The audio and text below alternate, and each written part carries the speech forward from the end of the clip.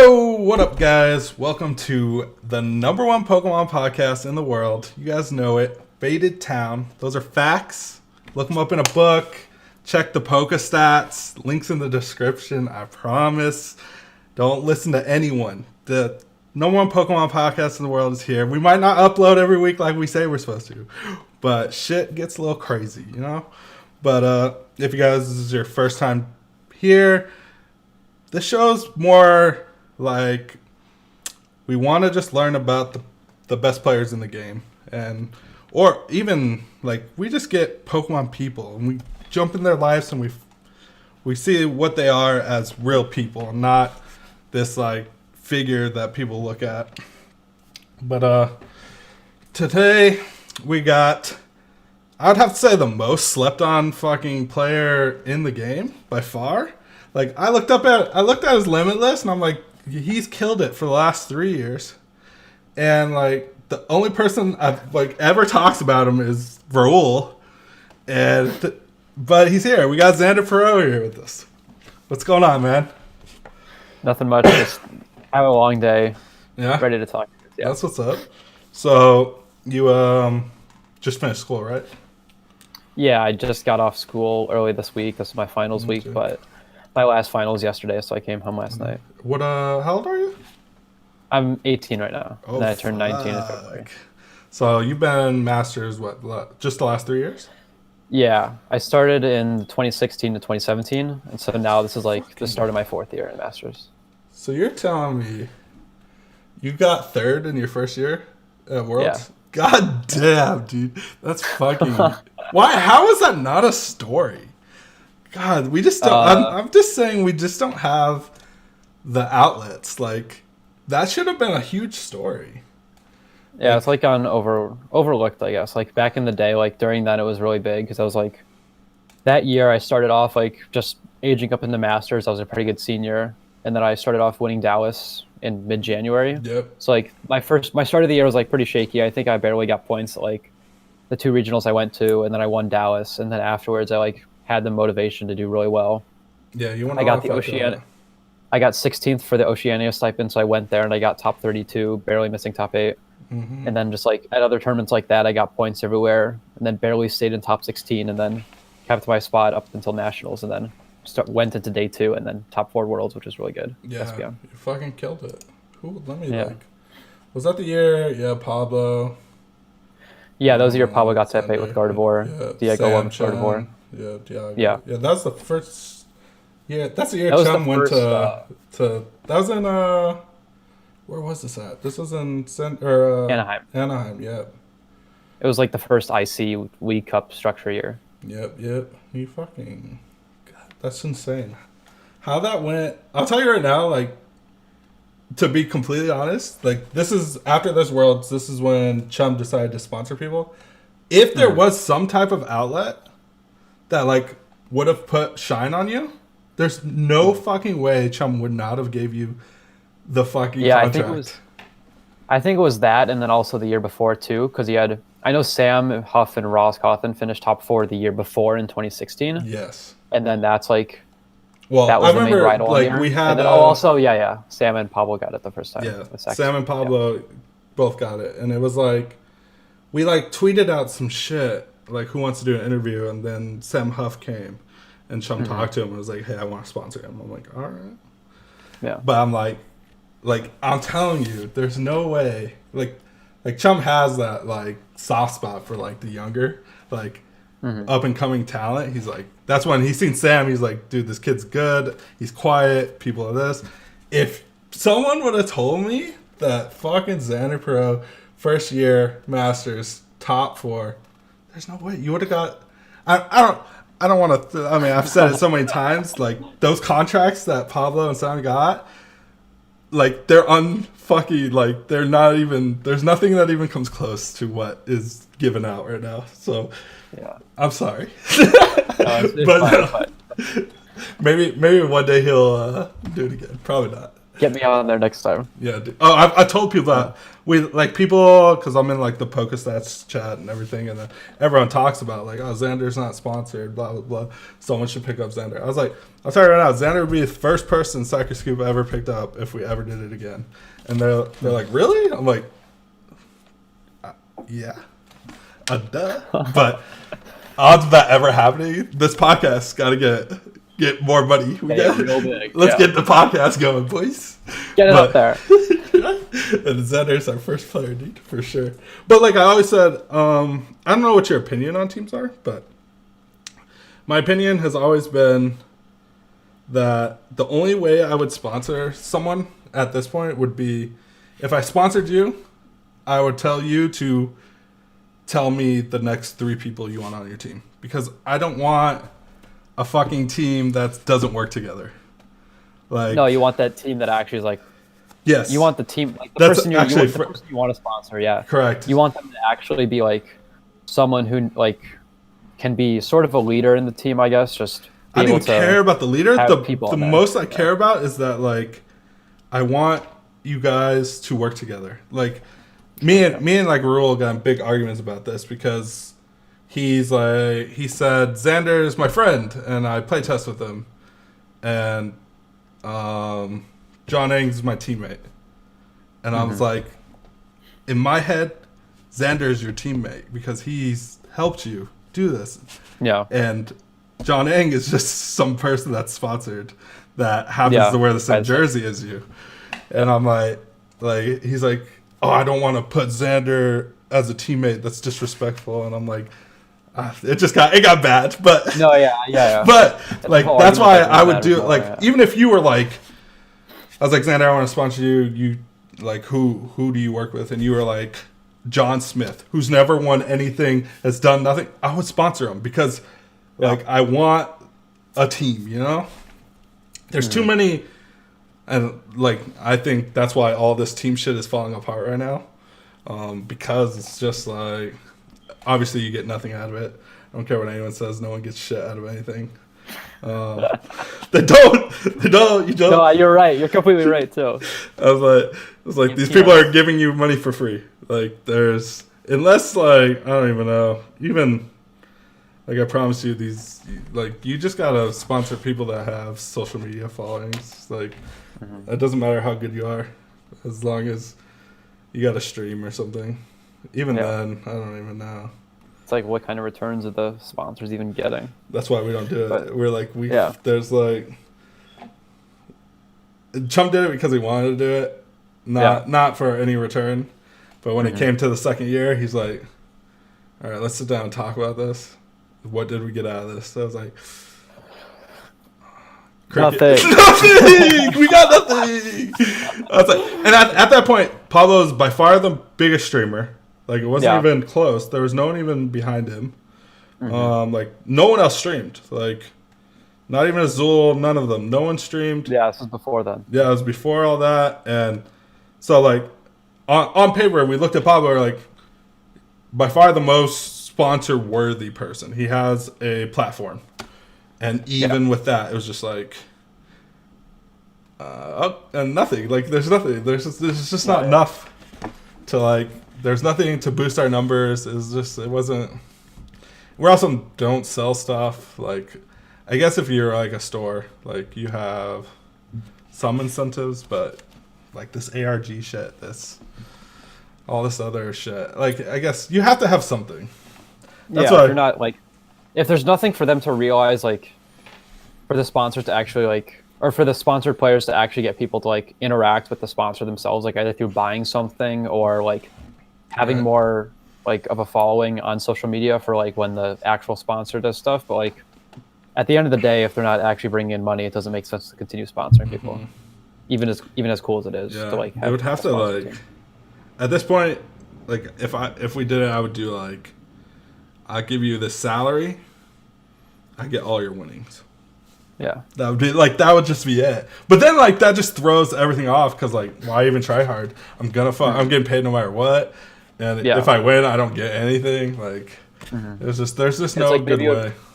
Maybe it would work if they like had a portion of the winnings, but then even then like Right. good players would sit down, do some cost analysis. Like, Yep. if it's worth it for them, of course they're going to do it. But then you might also just be like, I don't want to do that because then I'm like, Less not motivated. like you're saying, like a conflict of interest, less motivated. Like, Mm-hmm. even if I do really well, I'm still going to get some of the money. But if I'm paying 25%, 30%, even like Right. 15% of the money, Whatever it then is. it's like, what's happening to my like what's happening? Mm-hmm. Plus, No. like how much? Yeah, the numbers are just too far apart. Like to be Yeah. to be a top player in Pokemon, you need this much money, and for a sponsor to make anything, they need you to give them this much money because there's the return is just the gaps are too big. And like I've also looked at like I want to talk about this topic when we look at top players. I had this conversation. I think there's the top players are very. Don't get me wrong. All the players at the top are very good. But I think it takes. There's two things you need to be a top player and get the recognition. And I think money.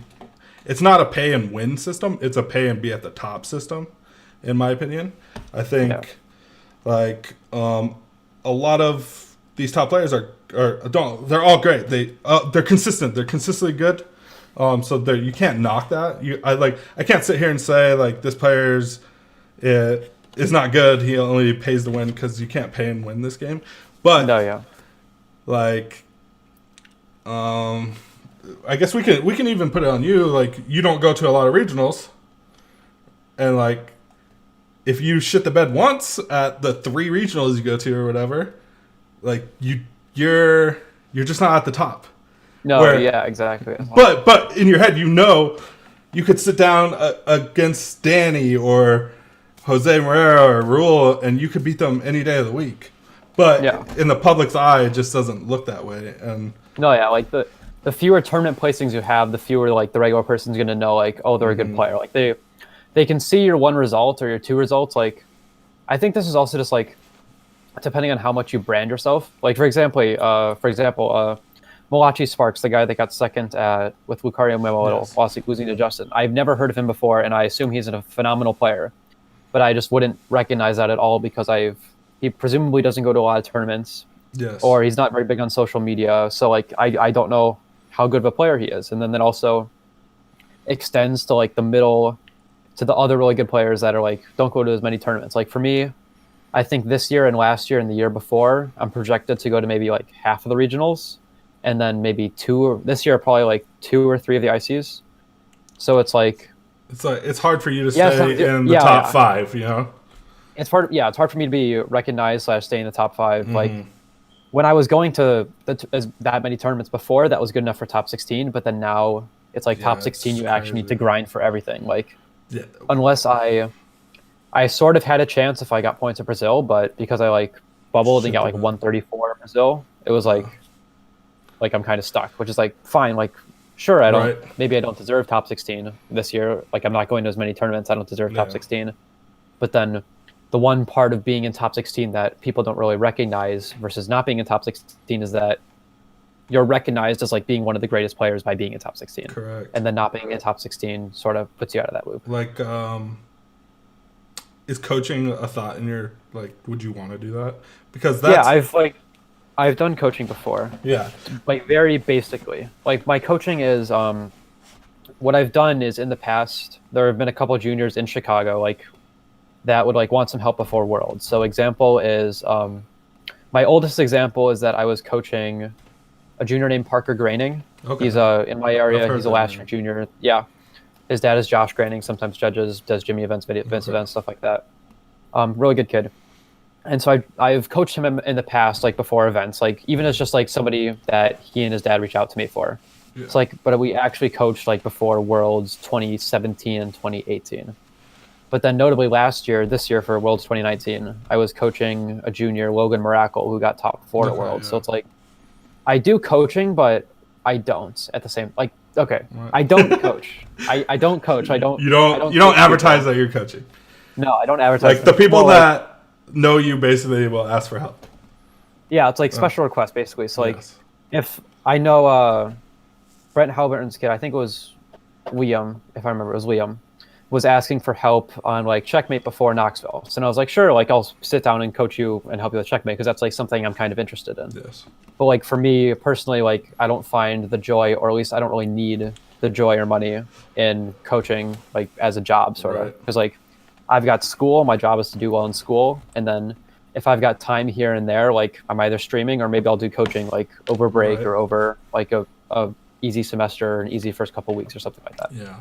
I bring that up because this whole topic came up when someone on Hayfont was like, the best players shouldn't be coaches because or the top players shouldn't be coaches. They're not always the best coaches. The best coaches are like other people. And I was like, I think that's fair. I think it's a fair argument, but the way Pokemon is structured, it is too new of a competitive thing where you're not going to give your money to someone that isn't a top player. Even though, like, Xander, top player for sure, but if I'm looking at Xander's stuff and I'm like, he only went to 3 regionals, he's not in top 16, and then Danny, who has, like, 1,700 points halfway through the thing, and he's offering coaching, it's like, that's why they're going to do it.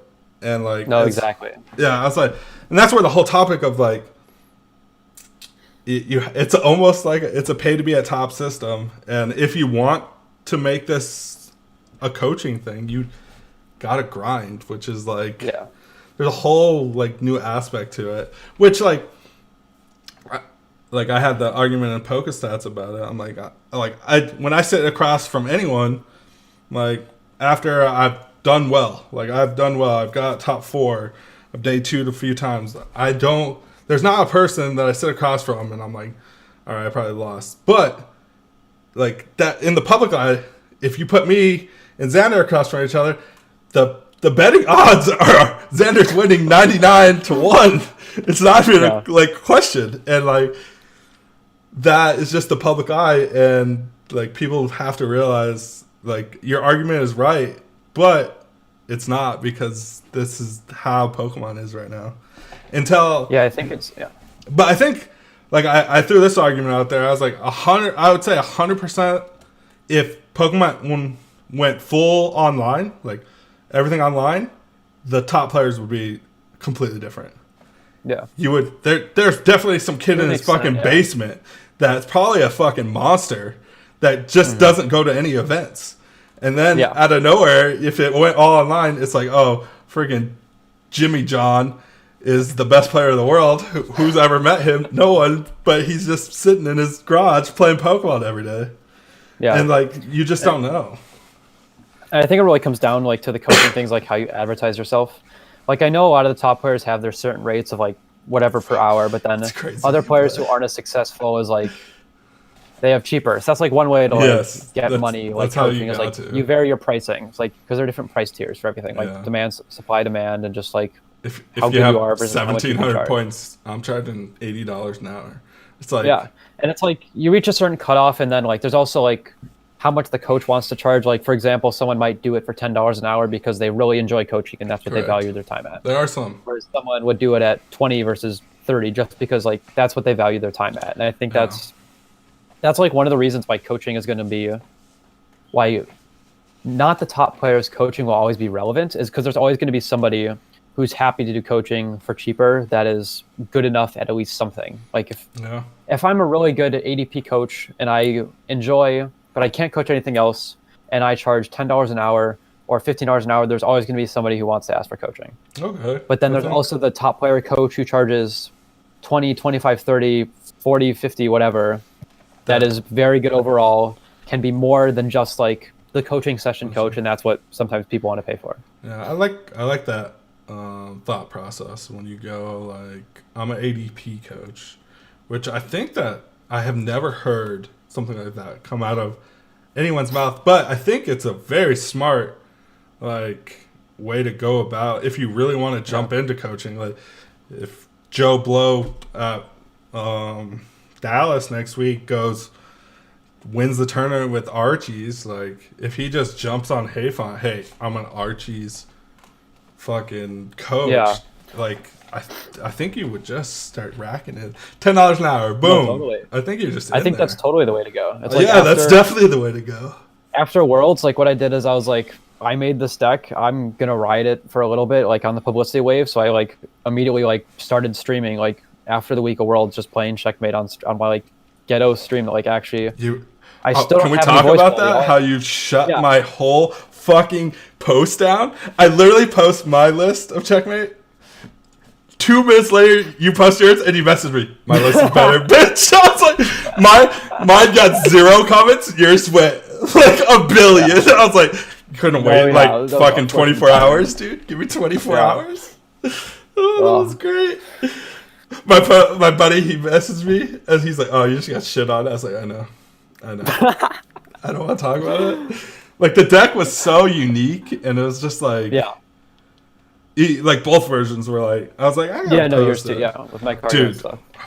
Dude, that's like the biggest regret in this year's is just that list was 2 cards off of being like unstoppable. I'm telling you. No, yeah, it's like.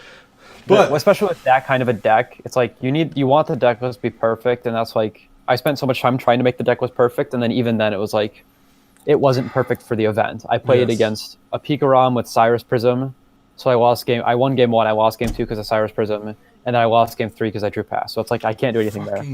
But then my list wasn't perfect.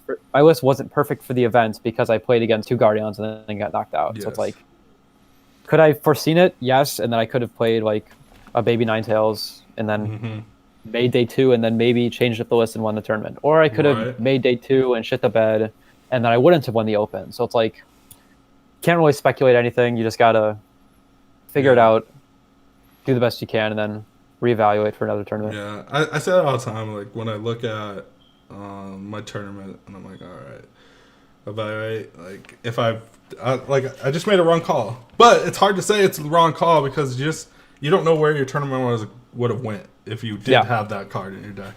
It's like maybe you just hit other shitty decks. Yeah. It's like this whole mindset of is there a perfect deck going into any tournament? Like what's your opinion on that? I think yes, and only in the sense of the meta. So like I think the best way to describe it is to give examples. So I would say ADP in the Daytona Beach meta was the perfect deck, just because we made ADP the deck itself better by including roses and the custom catchers. We actually made it we made ADP a good deck because ADP before was like a bad deck. Yes. As in like you didn't beat decks. You won when you attacked and then you GX'd and then you attacked with Ultimate Ray. That's how you won. But then we actually made ADP like a good deck. It still has to do that to win like sometimes, but we improved the list. But then also what makes it the perfect deck for the event is like the metagame around it. So everybody else, our deck auto won absolutely everything in the room other than the Guardian deck in finals. And even then it was like... It was close still. We projected Guardian to be a non-existent deck. It was a non-existent deck, but then 2 snuck in, and then Drew specifically hit Rahul in round 13, Will in top 8, and auto win in top 4, and then me in finals. And so it's like, if he doesn't hit those auto wins, he doesn't win the tournaments. Right. And then maybe I win the tournaments. Or maybe I play him in top 8 and then I get top 8 and then the deck is less notable. Or so like stuff can happen all the time. It's always like that. It's like you can always have a perfect deck, but you're not guaranteed to win. Like that's what's like sometimes you're gonna have the Cinderella story where it's absolutely perfect, like Portland 2018, I think. Yes. Where I played Espeon Garbodor in a format where Espeon Garbodor shouldn't have existed. And then I gave my 60 cards to Coulter Decker because he and I were really good friends and we were testing in Starbucks the day before. So he and I walked in and we're like, we don't know if this deck's going to be really good. We really like Espeon Garbodor. That's our most comfortable deck. And we think it might be good in this format because we know how to play it and because Lucario just came out. And then we ended up getting first and second. So it's like that can happen, or it can be a little less perfect like Will and I, where I get second, Will gets top 8, Will gets top 32, Franco gets top 16. Or it could also just be like you bring the perfect deck and then you just have bad matchups and then you go 0-3 or 6-3 or something. And then you're stuck. I think a lot of like the turnover for day 2s, I think that determines how good your deck was. Like when I look at Like even what was Guardy the Portland this year? Like Guardy was like the second most played deck at the tournament, but I only had like 4 in the day 2 or something. And I'm like garbage. Yeah. But then like I played Lucario, and only 4 people in the room played Lucario, and 3 of us made day 2. And I'm like, that like on paper that's fucking that deck was supposed to be played like because Dark Block was huge. But it's just like it's hard. Like when I talk to people that like are not like top players, they're always like, "Well, there's always a perfect deck," and I'm like, "There is, but you have to gauge the meta, and it's really hard to gauge the meta if you're not in the loop. Like a lot of people are not in the loop, you know." And I'm like, you just gotta you gotta look at past events when you're not like a hardcore tester and you're not there. You look at these past events and just go, all right, can I beat these top 3 decks basically? Yeah, and I think last week's meta always has like a huge impact. Like from Brazil to Daytona, it was just like Dolls was projected to be a terrible deck going into Brazil and Blounds, Baby Blounds was projected to be terrible going into Brazil, and then they both exceeded expectations, getting like top 8 and 9th respectively. So it's like we knew like you just sort of like, I don't know, I guess you just sort of have a feeling like what does well, what doesn't do well, and then that's like your projected metagame, but then you have to account for like, oh, what are the good players going to be playing? So it's like, are the good players going to play Dollstar? Are they going to play Malamar? Are they going to play Abilities? Probably not, but are they going to play Mewtwo? So it's like you have to kind of gauge like what the room is going to be playing and then what the good players are going to be playing. Even though like they both matter, but at the end of the day, you're going to be seeing your good players on day 2, and you're going to be seeing your other stuff on day 1. That's why I tell people, I'm like, all right, you guys want to sit here and say Dark Box is going to be the best deck, right? Well, yes, you can make day 2. Like, we can play Lucario and make day 2, right? Yeah.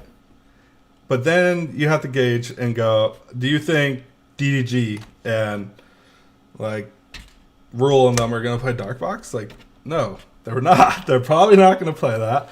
Yeah. So do you want to win the tournament? Like, you have to look at it and go, does this deck win the tournament or does this deck get me points? And like sometimes you just roll with it. You take the best matchups and you go for it. And I think that question is more for someone who has experience. Like I think as someone who, if you've never day 2'd or you've never like, always take the fucking deck that you think has the best matchups in the room, and not you're like, odds are you're not going to play these top players anyways. Just you got to get there first.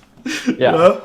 So that's always like my goal. I'm like, I'm like 90% sure these top players are not going to play this deck. They're going to play something that like can beat this because they're. I would assume they have the same thought process as Dark's going to be the best, so they're going to beat it. So let me like you can't overthink things. I think that's like something a lot of players try like psych themselves out. Like I think there's a lot of good players out there that like I know personally, like the local scene in Vegas is very small and I know the players in it and I know they're good, but when it comes to these big events, I feel like they go, all right, let me figure out how to win. And I'm like, instead of going, let me figure out how to get to day 2. Or let me gauge, like, how this deck has great matchups against everything. I'm like, yeah, but what if you just don't hit that? I tell people that too all the time. You just don't know. You might, like, if I played Lucario and, like, 90% of the field is fucking Dark, but then I hit 3 Mewtwo's, doesn't matter. It just doesn't matter. You just have to gauge it. Like, you have to. I think the best way to like innovate or like create a new deck is to take something that already like is to innovate, not to create. Because like you can sit there like testing all your like janky ideas, like drill and drill and Tangrowth. Like I'm not like giving shade to these decks because I think they're like really cool and like they're things that I've messed with too. But it's like you can sit there with your decks to like secularly beat something. And so it's like, congrats, you might go 7-2 on day 1, but then you've got to go 3-1-1 on day 2 or 3-0-2 on day 2. So it's like, good luck getting there and good luck hitting your matchups for the rest of the tournament. So it's like, you can either choose like that matchup oriented strategy where you're like trying to build a deck that beats most of the meta on paper, or you can like take something that's already good that has a good shot against everything because it's a strong deck, not a 50-50 deck. But like if you take let's say like I'm just going to keep using ADP because it's the most recent example that I know of. But like if you take an ADP deck and then you just make the ADP deck better, that's going to be a way more time efficient and less risky way to make a splash into day 2 and far into day 2 than by like creating your own madness, like Alolan Persian GX Silvally. Like, sure, you're gonna sit down and you're probably gonna auto win your Mewtwo, and you might auto win your Fire deck, and you might auto win your Malamar because of resistance and because of some weird text you play. But at the end of the day, how are you gonna beat Dullstall? How are you gonna beat Baby Browns? How are you gonna beat the rest of the meta that you just kind of don't care about because, or you overlook even because you're playing a weird deck? I totally did that. Like when you say that, I did exactly that. I went into San Diego and I played Silvally, Quag, and like in my head, I was like, let's get this straight. I think all of those decks are trash, and I do not like standards. So I was just like, what can I play? I didn't want to play ADP. I thought it had a big targets on his back. I was like, I didn't want to play a welder deck. I was like, if you miss welder, you just lose. So I didn't want to play that. And then I think my other option was like Guardy, and I was like one card like just beats you. So I was like, I don't want to do that. So then I took this. I was like, all right, how do I win all these matchups? And in my head, I like sunk this in my head so hard. I was like, Zero Vanish is like disgusting in this format. Like if you hit a Zero Vanish on any deck with a reset stamp, like I don't think you can lose. But the problem is you gotta get there. You gotta get there. And obviously, like, it's not that easy. It just isn't. Yeah. And like I thought, and you gotta hit the right matchups. Like if you just hit things that don't care about Zero Vanish, like it just doesn't matter. It doesn't matter at all. And like that just like goes to your point where I should have looked at a deck that did well and went, all right, how do we make this better for this meta instead of going, which I think is like genius. Like everything you brought up is like these kids are getting a fucking lesson. They should start sending you money, dude. But let's jump into like let's look at. So you're a student. This is your first year in college. Yeah. Yes. So you're a full-time student that does coaching for people that like special requests coaching, basically. Yeah. How long have you been playing Pokemon? I've been playing since December of 2009. So. Like competitively? That was like my first tournament. So was it juniors? So competitively, yeah, juniors. I had 2.5 years in juniors, and then my 4 in seniors, and now 4 in masters. Right. So I think this is my 10th. No, this is my 11th season, but will be my 10th Worlds because I didn't qualify in 2010 because I started late. Okay. I was like 60th back in the top 40 system. But then 2011 was my first Worlds, so then 2020 will be my 10th Worlds. Damn. That's fucking nuts. A long time. I'm like, I just want one. Dude, I missed my invite by 50 points last year. Yeah. That's rough, but we just don't have cups out here. You won't ever miss again. Right? That's like in my head. I'm like, I can't. I think in this format it's a lot easier. You don't have to grind. I mean, you can force yourself. And it's also like the mentality thing too. Yeah. Yeah. The mentality is that you miss it once, you're not going to miss it again. Yeah. I think I hear that story a lot. Doing these interviews, I hear it a lot. Like even Raul, like, oh, I missed it the one year and I've not missed since because it's just like, I don't know, you're in a whole different mindset. Yeah. Like, I just went out the gate. I'm like, I'm at 215 points right now. I'm mapping everything out. Last year I was just winging it. this year I'm like, this is how I'm gonna get it. Yeah. And I think if you have that type of, and I think, to be honest, a lot of content has come out about just making worlds, and Yeah. like soaking in that content is good. Like people don't realize. I don't think they realize. Like a lot of players don't go for the invite. They just do whatever. But I think like the small content of like, I think Raul came out with a video on just like, this is how you can get worlds. If you this many challenges, this cups, and they do something out of regional and you're in. And like I was like, when you start mapping out, things get a lot simpler. But then but you always have those lapse times. Like right now, I'm kind of in a lapse where I'm like, dude, I'm gonna miss. But it's you got 8 months. 8 months to just chill and figure it out. But you've done it 10 times. And like looking at your Limitless, like you're fucking you're killing it. I don't think. I mean, I've looked at a lot of Limitless. Like lately, okay, last year and this year, you can tell that you've taken some time off. Yeah. From either going to events or playing at all, whatever it is. Yeah. And it doesn't look like you're taking time off from playing because the events you're going to, you're getting top 4s. Yeah. God damn. It's like like I was basically last year is what I was doing is I was going to tournaments, like sort of just showing up, enjoying my senior year of high school, basically. Like still like doing like some little prep beforehand, but it wasn't nearly as like structured and focused as it was before. But then also, like, I think the main thing to note is that last year, especially, there wasn't really a comfort deck that I had all year. Whereas, like, the year before, it was, like, in early on in the year, from 2017 to 2018, I was playing Espeon Garbodor and Garbodor variants. And then later on, in Portland, I was like, all right, I'm playing Espeon Garbodor again. And then I had the phase where Buzzrock came out, like, the Baby Buzzwole came out, and that was really good. So I played that for Expanded and Standard and then did well there. Yeah. And then so it's like, and then even the year before it was like I played Mega Guardian to all these tournaments, and then I played Espeon Garbodor to all these tournaments because like I just played one deck that was like arguably the BDIF in its meta, and I just became really good at it, and that's how I was winning tournaments. Yeah, it looks like when you do look, you just look at it and you think that's like a really good strat is to stick with a deck through totally. a format. Yeah.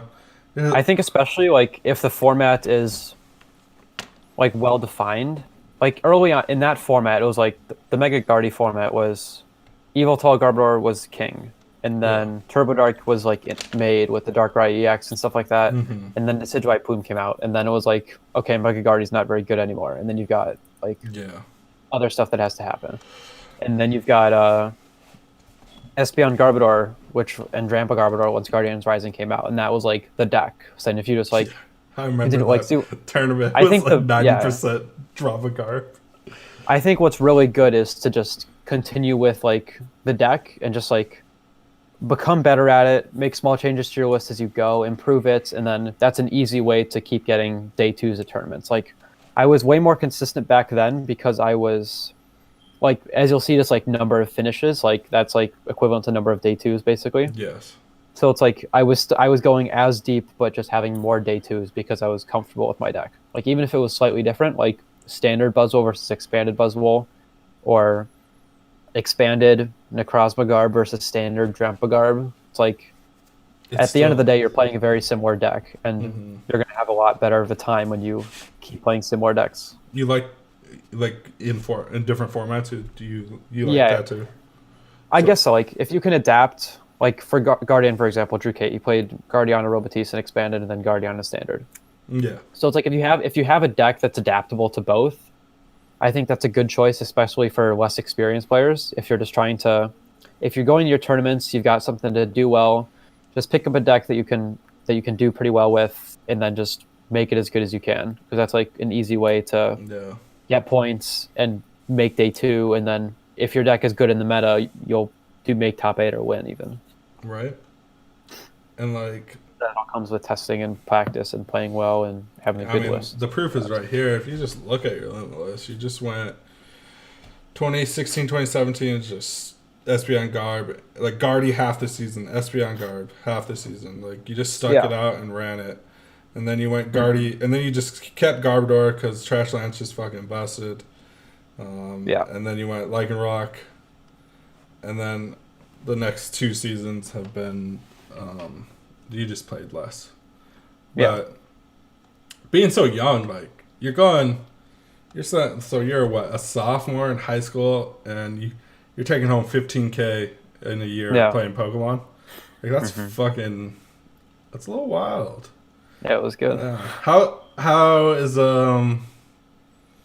your social life? Is it do people know you play Pokemon, or are you the closet Pokemon player?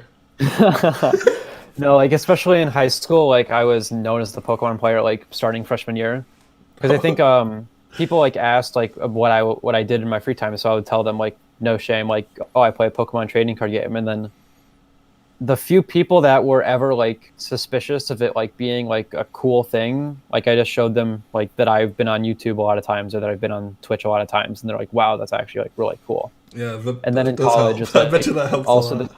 Yeah. You're like, oh, dude, like, I'm on here. Fuck you guys. I know, it's like, look at me, like I'm internet famous or whatever. But and then in college, it's also the same thing where it's like, yeah, I think, like, dude, I think in today's age, it's like one of the coolest things. If you told anyone that you play Pokemon and you're good at it, like, people would be like, that's fucking cool.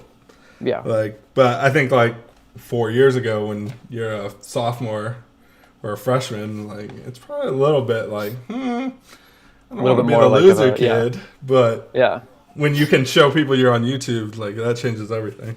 Like, I was super quiet. I lived like, I've talked about it on this podcast a lot. I lived like 2 lives, like Pokemon kid and this. And then one day I was just like, fuck it.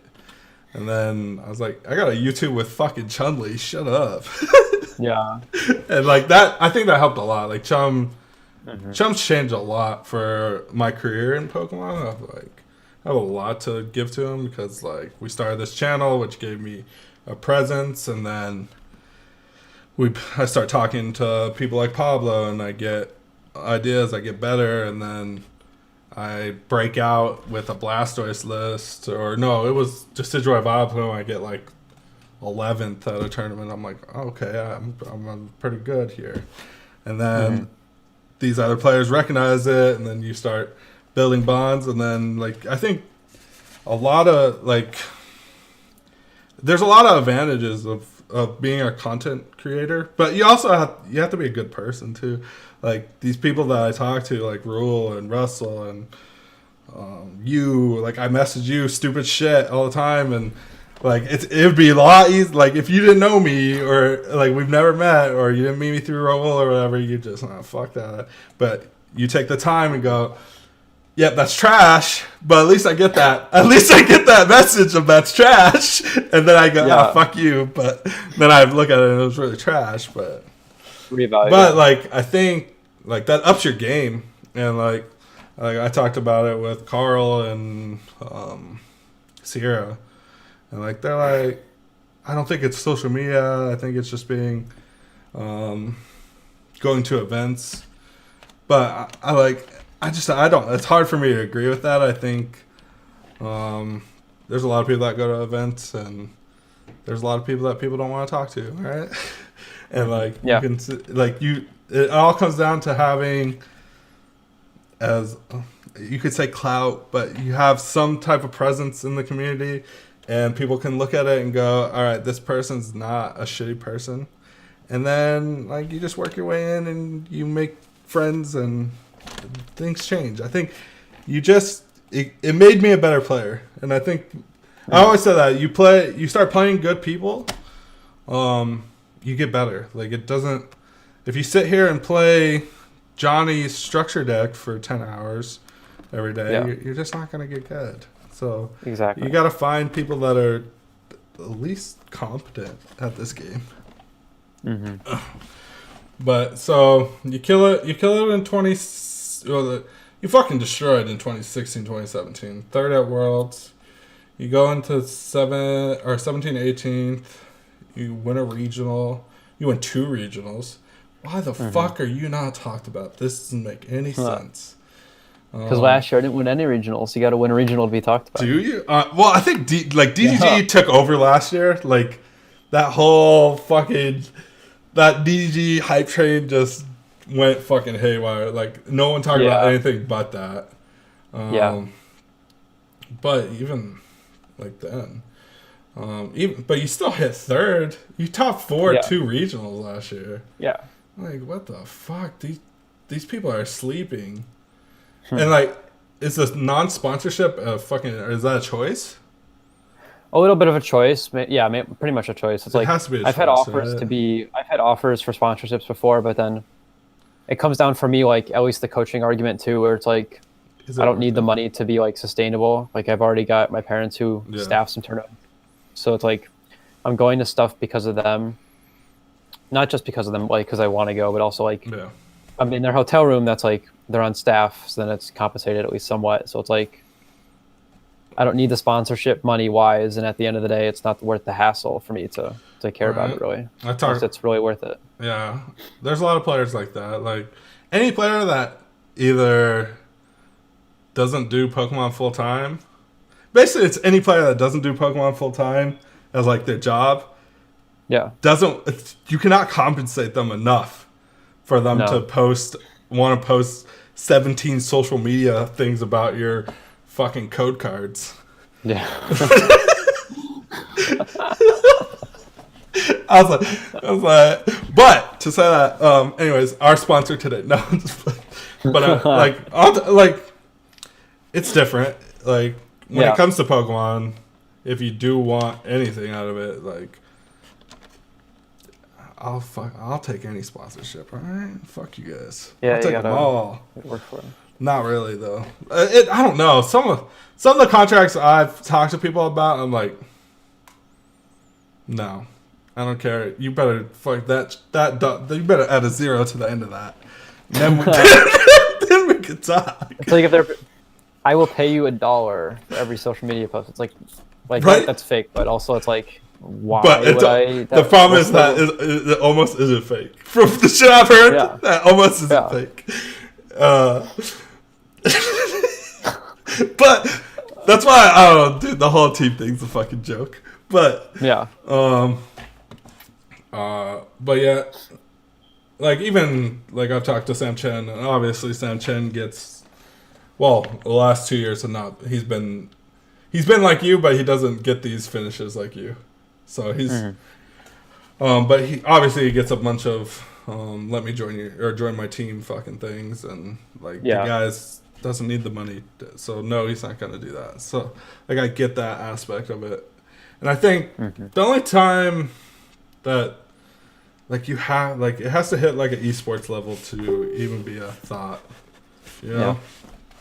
And I look at it, not even close. It's not even close. You know. You last 2 years been fine, and then we go and like, is there an end game for this? Is this something you're just gonna do forever? Like, if you win Worlds, are you done? I've heard a lot of people say, "I win Worlds, I'm done." I've thought about it before. Like, I think walk off into the sunset. Yeah, I've thought about it before. It's like I don't think I would ever be done because I think there's always more for me to achieve as a player.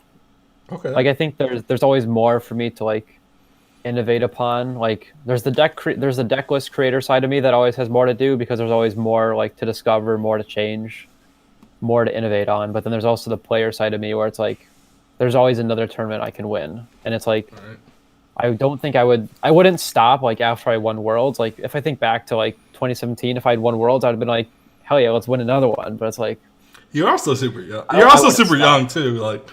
Yeah, I think that has a lot to do. It's not like I have pressure to like go get a job or anything right now. I still got college, and even then, it's like you got at least 4 more years to even. I'm finishing. Yeah, like I'm finishing out my time or starting now, but I would be finishing out my time in college. Just like I have 4 more years there, and then at the end of it, I still got like time after college, and I'm going to be just living life at my first job or second job, and just. The plan is to keep playing as long as it's enjoyable, and it's still enjoyable right now to to mess around, go to some tournaments, see people, have a fun weekend. Like, I don't think that aspect will ever become boring, and I think that's one of the main reasons why, like, we keep talking about Sam, that I think Sam Chen is always like still going to tournaments, at least in recent years, where it's like he's getting his invite by going to tournaments, but then he's also just having fun with people on weekends when he goes to tournaments. I think that's the biggest. It's not like, it's like he's not there to win the tournament. He's there to pick up a deck, have a good time, make more memories, basically. Correct. I tell people that all the time. It's like some of my friends come, they O2 drop, and they're like, oh, this is horrible, I'm quitting Pokemon. I'm like, but it's all about the experience. Like, how many people can say they travel to 6 different fucking states this year, and 8 fucking Dallas barbecue and Philly cheesesteak in Philadelphia, and went to a Rockies game in Denver. Like, these things it's a bigger picture you have to look at. Like, even if you're not winning. But I was talking to Carl. I was like, you think, like, I don't know, personally, I look at it and I'm like, I think we're all just going to keep playing. Like, this age group is just, I think these players that we have right now are just so committed, and it's like a very tight community now. And I think it's even getting tighter. Like, the negativity in the community is high, but I think a lot of it has, like, people are growing up. We're getting older. We're just like, all right, like, whatever you did 3 years ago, I don't care anymore. And I think it's really tight-knit group of people. And I was like, are we just all, is Masters 2020 coming down, and we have 700 players and 300 of them are 40? 40. I almost see that, because, like, I think everyone here doesn't ever plan, like, I can't sit here and go, I'm quitting tomorrow. Like, if I won Worlds, maybe walk out. But, like, why quit? There's no reason. It's fun, and traveling the world's fun. Like, it would take a lot to, like, even if you're not going to every regional or whatever. No, I think, like, even if I, like, decided to quit playing competitively and, like, didn't, like, quit playing competitively and then not going for the invite, I would still have fun going to a nearby driving regionals. Correct. Like, let's say I finish college and I have a job in Chicago. Like, I think it would take a lot of convincing for me not to drive to my Madison or my Fort Wayne or my Collinsville regional. Yeah, it would take a lot. Like, I was like, I'm not gonna go to San Diego, and then I'm like, it's a fucking 4-hour drive. Just go. Like, why? Why would you not? Like, I think it's nuts, though. I think that, like, what's the younger age group just doesn't look like obviously the numbers are just not as big, but I mean, I guess you're in it, you're 18, and, like, I learned a lot. There's a lot of young kids. When I went to NAIC, I was like, oh fuck, you're 12, I forgot. but it's still like, I'm like, oh yeah, I forgot playing a kids game. But at the end of the day, it's not really a kids game. No. When you look at this game, do you think there's any way it ever gets to, like, an eSports level? Honestly, I'm not totally sure if it'll ever be possible, just because of, like, the community Pokemon draws. Oh, okay, so there's two sides. There's two, like, arguments that I'll go on here. So one of them is the audience Pokemon draws. Like, I would say the audience for casual competitive play, like, or not casual, for casual playing and collecting is, like, your younger kids, at least in terms of, like, collecting cards and stuff like that. So that's not going to drive a competitive scene. Correct. I think the main issue is that because of, like, Pokemon's, like, market, they're advertising, they're catering to the collectors, not to the competitive players. And I think so that's, like, one limitation, is that we're not, like, Pokemon isn't, like, the company trying to drive the competitive scene, because that's not where they make the money. Whereas, like, Fortnite is going to get publicity and make more money because of its competitive scene. Pokemon isn't going to make more money because of its competitive scene. That's just, like, a time and a money scene too. Right. The other thing is that I think the main thing, like, from outside factors, like, other publicities like eSports, ESPN, like whatever, like other publicities coming in. I think the main reason it's not getting more publicity is because we're not an e-sport, we're a card game. That's a major difference, is that it's not nearly as accessible. It's not really a PC game. Like, the first requirement to be a big, mainstream, highly followed game is to be a PC game. I agree. And so maybe if we're all PTCGO, then that's great, but PTCGO is going to need some major upticks to be it's so bad. Enjoyable to watch. Like, I think being actual cards is a huge limitation, but then if we become all online, that loses money. So I think the way to become a competitive game is to make it all online, make it more accessible, and to make PTCGO a better looking game. Because if you follow those steps and you have your tournament system and everything online in PTCGO, and you make PTCGO like a badass client that has everything for Pokemon trading card game, then I don't think there's a reason we can't. Like, if you think about it, like, MTG is becoming bigger. I was about to bring that up. I would assume because they went all in on it.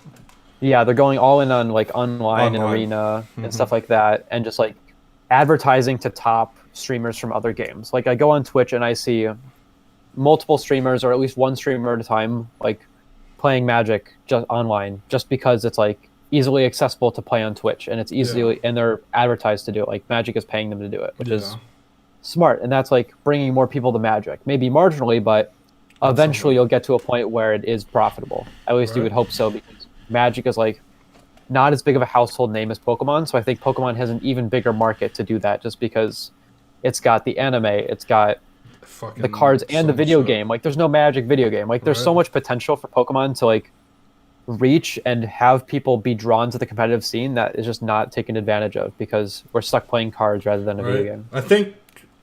I think the video game is our biggest hurdle. They already have a video game. And if you look at what they're doing in this new video game, they're like, let's try it. Well, they're trying to make it. They're trying to make it big. They're trying. They're going, hey, I know it like is a hassle to get all these Pokemon to actually play our game competitive. Here, it's not a hassle anymore. Oh, here, you can borrow a team from someone. Here, just play our fucking game. And yeah, it's like they're working on the accessibility part of it. Yes, and I think that was like the biggest thing. And like, I think right now we'll see in Dallas. Like, I think we'll see in Dallas because I think like the numbers in Daytona was like 30. No, Dallas is projected to be huge. Yeah, Dallas is supposed to be for VGC in general. Yeah. I think I'm like excited for that. I'm like 1,000% sure that shitting on TCG as being any chance of ever being competitive. Like, they have a game already, like an online a video game. Like, no, that's literally it. Like, it's like if I'm a random viewer and I come and I watch someone playing the Pokemon trading card game, you need to know what's happening. Like, if you look at the video game, you turn on the stream, you know what's happening immediately. Yes. Like, you see the two Pokemon in each sides. Like, everyone's that's a blue Pokemon, that's a red Pokemon, that's a water attack. Like, we got it. We're there. Like, Pokemon needs to be more visually appealing, and the trading card game and all card games in general just aren't visually appealing or stimulating and aren't accessible to understand unless you play it too. That's what I was like, they should go all in on that fucking Pokken. I was watching that at Worlds, dude. I was like, that shit's the most entertaining thing to watch. As one game grows, all the other ones grow too. Like, if you make if Pokemon invests in Pokken, then that's bigger. If TPCI Pokemon invests in video game, then TCG is going to get bigger too. Did you see the numbers on the stream for the Pokemon Go thing at Worlds? It was no, but it was like over 100K or something. Oh my! It was like 100K people watching it, and we only had like for the TCG finals, it was like 5. Yeah, I was like, damn, dude, Pokemon, and all these people are doing it. And that's literally just like Pokemon. Like, from what I know, is like Pokemon Go is just literally just tap cookie simulator. Yes, it's just cookie clicker. I'm like, fuck, dude. My dad plays that shit. I'm like, dude, go to the World Championships, dude, kill it. Yeah. I'm like, it's just great, like, but it's just the more popular game. Like, when it comes down to it. More people play. Oh yeah, that shit blew up. We're the ones playing the We're playing the game that's 20 years old, or over 20 years old. That in the last 5 years decided to throw money, a very generous toss of money at us. And like I've always said that as like you got to fight, like Pokemon's got to go all in on it or it's just not gonna work. That's what it comes down to. It needs a little bit of rebranding, needs a little bit of stuff. Yes. They have to decide they want to do it. Like all these people talking about like DDG last year, we're gonna try to make it at least. You can't do nothing. You have no power. Have nothing. Like there's nothing you could do. Literally, there's nothing you could do.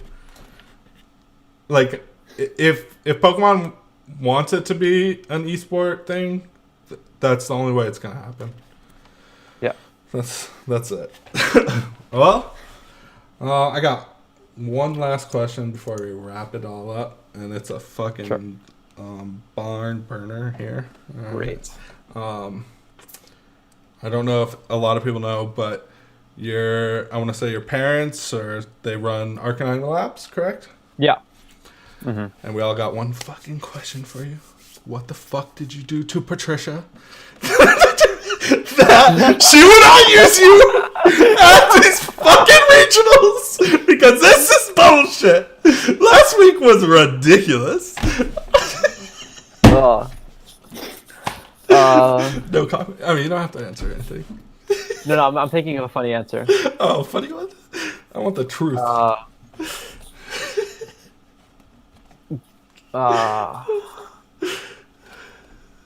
Stole a car. You stole her car? No. No. That would have been funny. Yeah. No, you just, like, is there a backstory on that, or she just doesn't want it? I think the backstory is just like conflict of interest and like basically just like information. I think the main thing that I like come to understand is that it was about deck list privacy, and that if Arcanine has online deck lists, we don't want to talk about it. I seen all the memes this week. I was like, is that privacy, baby? Yeah, I'm pretty sure Jimmy and Caleb got their 49 energy decks submitted 12 times or something. Yeah, so it's like the whole idea was like in having the organizer be the be all end all for deck lists and for tournament organization. But then if you have some third party service coming in and helping with that, like how much info do they have? And I guess Patricia, at least from what I understand, wanted to have the organizer have the information, which is like respectful in some regard. It's like if it's their tournaments, the organizer has the right to be the only person in control of the data and stuff like that. But then I guess to a point, it's like no, fuck you're compromising that. Something. All right, fuck that. I'm over this shit, dude. I've been over this shit. For I personally support. I've been to non-Arcanine events before, and I really enjoy like online deck lists and having the security. Like it's nice. I guess I don't know. What Arcanine Labs? It's fucking perfect. We don't. This is not a promo for you. I'm not being sponsored. There's no one that disagrees. There's no sponsor. There's no one that disagrees. That's all you ever hear. Even fucking big Pokemon events started using it. Like, how? Do you have any insight on like how that went down? Did you just hit them up and it was just like sure, or did they hit you? No, I really don't know. I think you don't know. I'm not sure really. I think it was just like it became a huge thing like for all the organizers in the U.S. at least. Like it all started with Jimmy because my parents were Chicago. We're all from Chicago, so it was like we were helping Jimmy on staff like since before even online pairings. Like with old Pokegym Labs where that was just like online pairings, just doing stuff like that. That was still being on staff for Jimmy's events and was for Jimmy's events, and now it grew to be a business and then gone to multiple organizers and a lot of organizers in the U.S. and they're still looking for like more League Cup organizers and more local events because that's really where they can they have more people to get. It's like you've got the North American regional scene where you've got 15 regionals and 9 or this year 9 or 10 or 11 or something are run by people that are like wanting to use Arcanine Labs. And then you've got the metas, or not the metas, the markets offshores. Like you've got Australia, Europe, South America. So it's like that's like where there can be a market, and then also the local tournaments where there can be a market too. Yeah, I was like when I seen it on, cause like don't get me wrong, but like getting into Pokemon is like fucking Like crazy. A brand that's not Pokemon associated with Pokemon. Like when I seen Arcanine Labs at Worlds, you know, it's like No, yeah, that was like fucking big big step. step. Like Yeah. I was like, they fucking opened their doors for someone? That's insane. Like you can't fucking wear a t-shirt that says something else on it, you know? Yeah. It's fucking nuts. But yeah. It's pretty dope. You gotta stop fucking stealing her car. Maybe Yeah. send a fucking Sorry about that. Yeah. you get a fucking fruitcake or something, send it to her for Christmas. Make this world a better place, dude. Do it all for all of us. We need it out there. This let me steal your fucking necklace before you play shit. It's gonna get a little old here. But yeah, man, thanks for coming on. Yeah, thanks for having me. You have any shout outs or anything you want to hit? Where can people find you? All right, so people can find me on my Twitter at Xander Perot, just my name. I'll put it down there, the links. Yeah. Also on Six Prizes, I've been writing there for about 3 years now. So I write underground articles there, and then every once in a while, if I do well, I'll post a free list with a free article with my list and stuff like that. Like I did that for the DC Open with Nagano Checkmate, and then also this past weekend or 2 weekends ago with Rosa ADP. Sick. So you can find my articles there. Also, I like occasionally make posts on Hey Fontaine Verbank about my social media, either on Twitter or when I post an article. So there's also stuff there too. Sick. And then shout outs to Six Prizes for where I write, and then shout out to like Rahul for being a homie, I guess. Well, Rahul gets the homie shout out. That's what's up. All right, guys. Well, it's time to scoop it up.